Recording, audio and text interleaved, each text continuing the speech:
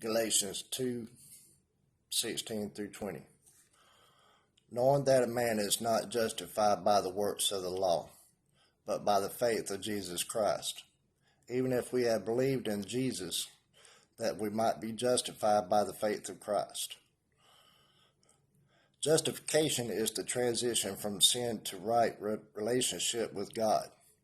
Faith in the belief that God will keep his promise, and not by the works of the law. For by the works of the law shall no flesh be justified, which led to Romans 3:20. Because by the works of the law no flesh will be justified in his sight, for through the law comes with knowledge.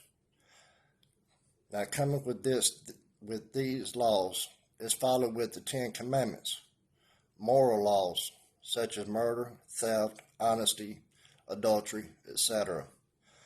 Things to live and what not to live by.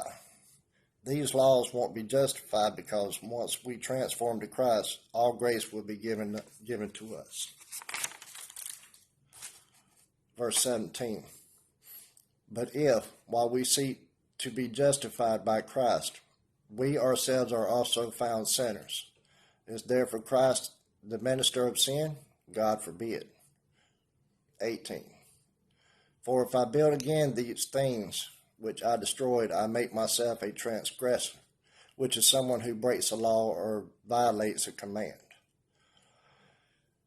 Verse 19. For I through the law and did the law, that I might live unto God. Verse 20. I am crucified with Christ, nevertheless I live, yet not I, but Christ liveth in me, which once again we are transformed and lived accordingly to the 10 Commandments. Faith will build and grace will be upon us. And the life which I live now, live in the flesh, I live by faith of the Son of God, who loved me and gave himself for me. Now when it talks about live by faith, it's a faith line.